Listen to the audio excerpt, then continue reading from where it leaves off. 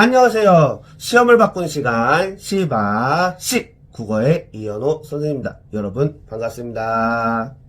오늘의 영상은 문학개념어에 대한 내용입니다. 오늘은 학생들이 다소 이해가 잘 되지 않는 문학개념어에 대해서 설명해 보려고 합니다. 학생들이 문학개념어를 공부하다 보면 나는 그렇게 생각하지 않는데 책에서는 그렇게 설명이 되어 있어서 왜 그런 뜻인지 이해가 되지 않았던 경험들이 있었던 적이 있지요.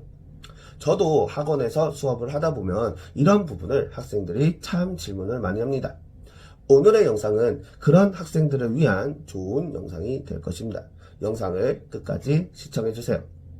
이번 영상으로 여러분들이 앞으로 문학개념어의 정확한 의미에 대해서 이해하시고 공부에 도움이 되시길 바랍니다. 그럼 지금 바로 시작하겠습니다. Let's get it! 오늘 알아볼 문학개념어는 상징입니다. 상징이란 표현하고자 하는 대상을 숨기고 구체적인 다른 사물로 대신하여 표현하는 방법을 말합니다. 그러면 우리가 저번 시간에 배운 비유법과 상징의 차이는 무엇일까요? 바로 비유법은 원관념과 보조관념이 모두 표현에 드러나지만 상징은 원관념은 시에 드러나지 않고 보조관념만 드러난다는 것입니다. 예를 들어 태양이라는 시어가 나오면 여러분들은 태양 하면 무엇이 떠오르나요? 사람마다 각자 다르겠지만 뜨거움, 희망, 열정, 광명 이런 의미들이 떠오르지 않으신가요?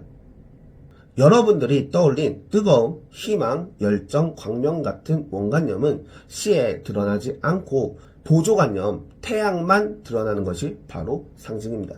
여러분은 보조관념, 태양을 보고 원관념의 뜨거움, 열정, 희망, 광명 이런 의미들을 문맥을 통해서 찾아야 하는 것입니다. 이제 상징이 무엇인지 이해가 되셨나요?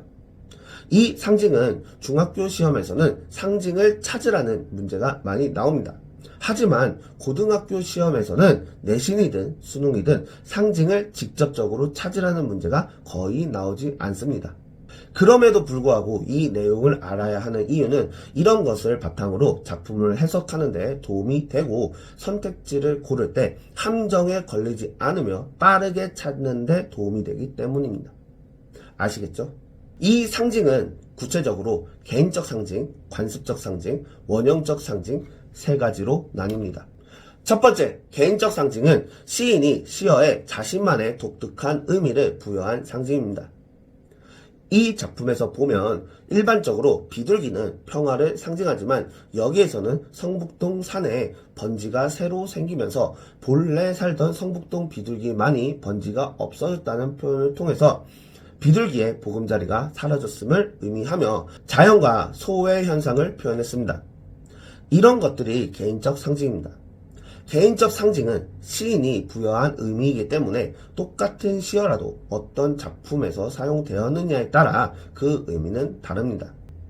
두 번째, 관습적 상징은 특정 사회나 집단에서 오랫동안 널리 사용되어 온 상징입니다.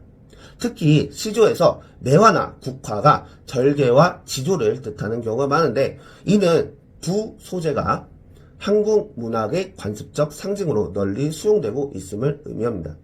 이 작품에서 보면 지금은 눈 내리고 고난과 역경의 시간을 보내고 있지만 매화 향기가 홀로 아득하게 피어난다는 표현을 통해서 선비의 절개와 지조라는 관습적 상징으로 강인한 의지를 의미합니다. 이런 것들이 관습적 상징입니다. 세 번째, 원형적 상징은 특정 사회나 집단을 뛰어넘어 인류 전체가 사용하는 상징을 말합니다.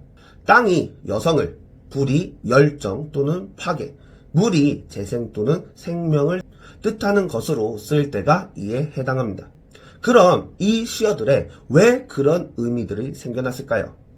옛날 사람들은 모든 식물과 인류는 땅에서 태어난다는 것을 보고 어머니가 자식을 낳는 장면과 연결시켜 어머니가 여성이니까 땅이 여성을 상징하는 의미로 생각하였을 것으로 추측됩니다. 불이 나면 뜨겁죠. 활활 타오르면 번지죠. 그리고 불로 인해서 사람들이 타 죽기도 하죠. 이런 경험들로 인해서 열정과 파괴 같은 상징적 의미가 생겨났을 것으로 보이고요. 물은 모든 생명체들은 물이 없으면 살 수 없으니까.